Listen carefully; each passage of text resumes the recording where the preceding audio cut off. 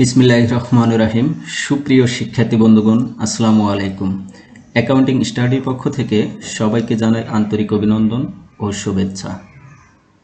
আজকে principal of ফাইন্যান্সের ধারাবাহিক পর্বে চ্যাপ্টার 3 টাইম ভ্যালু অফ মানির 4 নম্বর পর্বটি আলোচনা করব। এই 4 নম্বর পর্বে আমরা বাকি সবগুলো ফরম্যাট শেষ করব, অর্থাৎ time value of money chapter 3 আজকে সর্বশেষ পর্ব। তোমরা যারা এখনও এক নম্বর পর্ব, 2 নম্বর পর্ব এবং 3 নম্বর পর্ব যারা দেখো না, তারা গ্র্যাজুয়ালি ওগুলো দেখে নিও, ঠিক আছে? এই 4 নম্বর পর্ব পর্যন্ত তুমি যদি কমপ্লিট করতে পারো, তাহলে টাইম ভ্যালু অফ মানি থেকে যত প্রকার অঙ্কই আসুক সবগুলো অঙ্ক তুমি কমপ্লিট করতে পারবা। তো চলো শুরু করা যাক।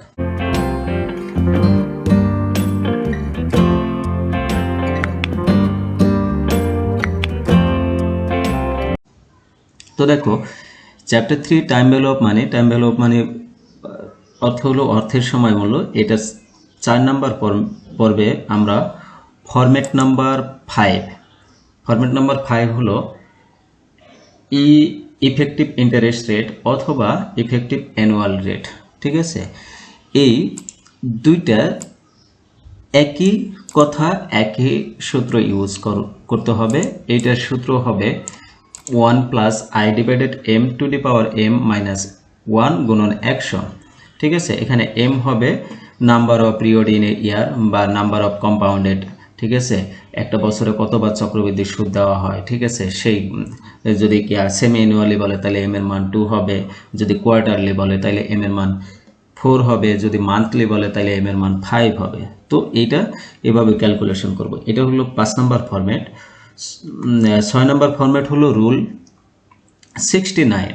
রুল 69 আর রুল 72 এই দুটো জিনিস একটা কাজেই ব্যবহার করা হয়। সেটা হলো যখন তুমি কোনো অ্যামাউন্ট জমা রাখো একটা নির্দিষ্ট সময় পরে বা একটা নির্দিষ্ট সুদের ইন্টারেস্টে দ্বিগুণ হয়, কোনো একটা সময় পরে দ্বিগুণ হয়, যখন ডাবল তোমার মূল টাকাটা যখন ডাবল হয়, তখন আমরা রুল 69 বা 72 ইউজ করতে পারি। তো অনেকেই রুল 69, অনেকেই আবার রুল 72 ব্যবহার করে। তো রুল 69 যদি তোমাকে ব্যবহার করতে বলে, সেই ক্ষেত্রে এন এর মান, এন হলো নাম্বার অফ ইয়ার, এন এর মান বের করার জন্য আমাদেরকে লিখতে হবে, সূত্র লিখতে হবে 0.35 প্লাস 69 ডিভাইডেড আই হলো ইন্টারেস্ট রেট। এখানে একটা বিষয় আমি বলে রাখি, আমরা সবসময় ইন্টারেস্ট রেটটা কিন্তু দশমিক আকারে লিখতাম সবসময়, তাই না? কিন্তু এখানে আমরা দশমিক আকারে লিখবো না। যেমন 9% দেওয়া আছে, আমরা 9ই লিখবো সরাসরি, ঠিক আছে? কারণ এখানে দশমিক আকারে লিখলে এক্সাক্ট অ্যান্সারটা আমরা পাবো না, ওই অ্যান্সারটা পাবো না, তখন অ্যান্সার ভুল হয়ে যাবে। এখানে ইন্টারেস্ট রেট যেটা দেওয়া থাকবে সেটাই লিখবো, আমরা দশমিক আকারে লিখবো না। কিন্তু আবার ইন্টারেস্টের মানও অনেক সময় বের করতে হয়, সেটা হলো তোমার এই যে আয়ের জায়গায় শুধু এন এর মান বসাই দেবা, ঠিক আছে? এতটুকুই পার্থক্য। এটা রুল 69 এর সূত্র। এরপর 7 নম্বর ফরম্যাট, 7 নম্বর না 6 নম্বর ফরম্যাট, এটা 6 নম্বর ফরম্যাট।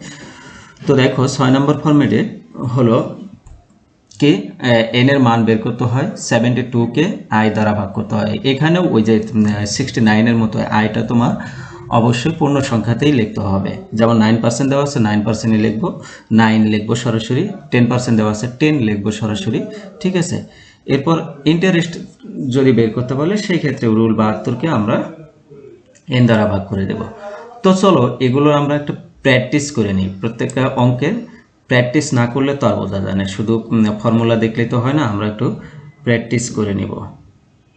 তো দেখো এই যে ফরম্যাট নাম্বার 4, এখানে কি বলছে? Effective interest rate. তো ইফেক্টিভ ইন্টারেস্ট রেটে একটা এক্সাম্পল দেওয়া আছে, দেখো। Find out effective interest rate, কি বলতে বের করতে বলছে? EIR, ঠিক আছে? Associated with 8% nominal annual rate, মানে 8% মঞ্জুরিকৃত সুদ দেওয়া আছে, ঠিক আছে? হোয়েন ইন্টারেস্ট ইজ কম্পাউন্ডেড, যখন সুদ গণনা করা হয় কম্পাউন্ডেড চক্রাকারে, সেমি অ্যানুয়ালি অর্ধবার্ষিকভাবে, কোয়ার্টারলি মানে ত্রৈমাসিক হারে এবং মান্থলি এবং মাসিক হারে।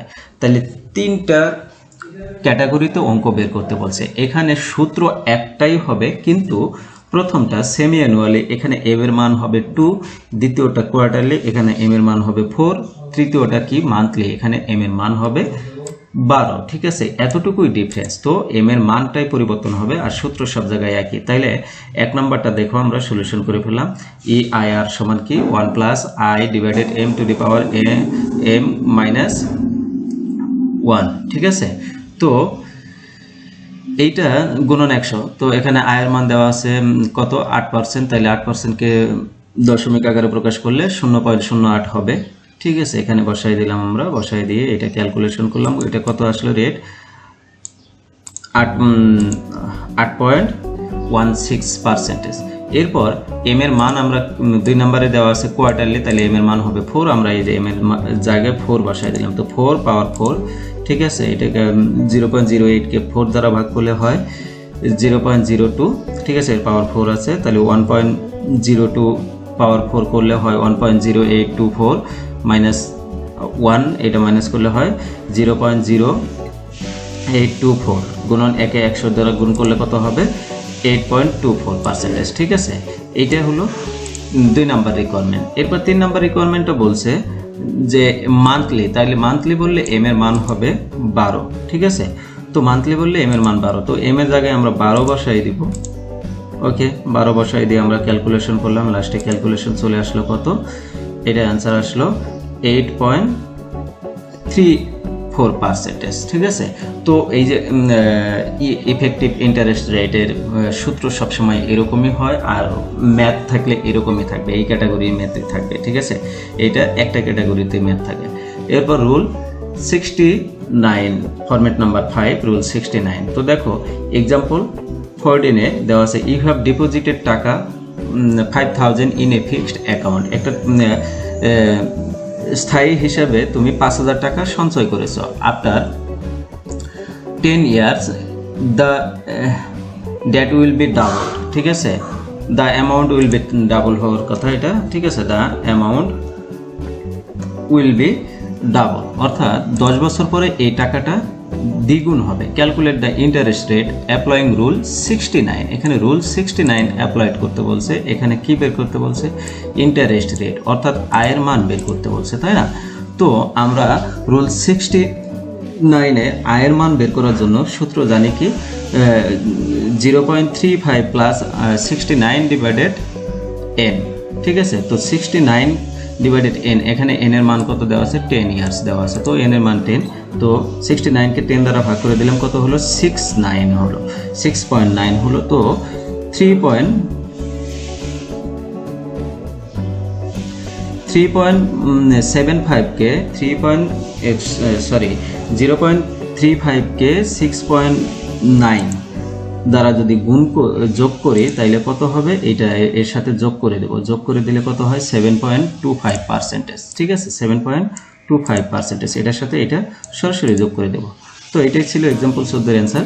তো দেখো এটা দ্বিতীয় ক্যাটাগরির কি অঙ্ক থাকে। ইউ হ্যাভ ডিপোজিটেড টাকা 50,000 in a fixed account at the rate of interest 10% rate of interest দেওয়া আছে, অর্থাৎ ইন্টারেস্ট দেওয়া আছে। When it will be double applying rule 69, অর্থাৎ 69 রুল অ্যাপ্লাই করে কখন এই টাকাটা ডাবল হবে। ঠিক আছে, এখানে হোয়েন বলছে, তার মানে কি সময় বের করতে বলছে। তো সময় কি এন দ্বারা প্রকাশ করি, এটা সূত্র কি 0.35 প্লাস 69 ডিভাইডেড আই।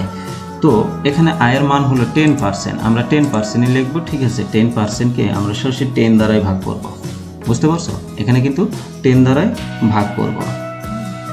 তো 10 দ্বারা যখন ভাগ করব, তো দেখো এটাকে ভাগ করলাম, এই দুইটা যোগ করলাম, যোগ করলে এটি বের হয়ে গেল, এটা হলো ইয়ার্সের মান। ঠিক আছে, তো ইয়ার্সের মান। এরপর ফরম্যাট নাম্বার 6 আসো, রুল 72। এখানে এক্সাম্পল 16 নাম্বার দেওয়া আছে। ইউ হ্যাভ ডিপোজিটেড টাকা 50,000 in a fixed account at the rate of interest 9%। তাহলে এখানে ইন্টারেস্ট দেওয়া আছে। When it will be doubled applying rule 72, অর্থাৎ এখানে এন এর মানটাই আগে বের করতে বলছে, তাই না? তো এখানে রুল অ্যাপ্লাই করতে বলছে কত 72। তো 72 সূত্র কি 72 ডিভাইডেড আয়। তো আয়ের মান কত এখানে 9%। তো কি 9%কে কিন্তু আমরা আর দশমিক আকারে প্রকাশ করবো না, সরাসরি 9 দিয়ে ভাগ করে দেবো। তাহলে 72 ডিভাইডেড 9 কত হবে? 8 ইয়ার্স। তো এটাই হলো অ্যান্সার। এরপর এক্সাম্পল 17 দেখো, এখানে কি বলা হয়েছে, ইউ হ্যাভ ডিপোজিটেড টাকা 5000 in a fixed account, after 10 years the amount will be, এটা দ্য অ্যামাউন্ট হবে, ঠিক আছে, the amount will be double, ঠিক আছে, 10 ইয়ার্স পরে। ক্যালকুলেট দ্য ইন্টারেস্ট রেট, এখানে ইন্টারেস্ট রেট ক্যালকুলেট করতে বলছে। ওকে, ইন্টারেস্ট রেট ক্যালকুলেট করবো 72 রুল 72-তে। তো ইন্টারেস্ট রেট আই সমান কি 72 ডিভাইডেড এন, এন এর মান কত? 10 ইয়ার্স। তো 72কে 10 দ্বারা ভাগ করলে কত হবে? 7.2%, ঠিক আছে, 7.2। তো দেখো এখানে আমি ইন টোটাল তোমাদেরকে 17টা এক্সাম্পল দিয়ে 17টা অঙ্ক বুঝিয়ে দিয়েছি। অর্থাৎ টাইম ভ্যালু অফ মানিতে এই 17 ক্যাটাগরির অঙ্কই আসে। 4টি পর্বে কিন্তু আমি 17টা ক্যাটাগরির সবগুলো অঙ্কই দেখাই দিয়েছি, এবং আশা রাখি এই চ্যাপ্টারটা তোমাদের কমপ্লিট হয়েছে, ঠিক আছে।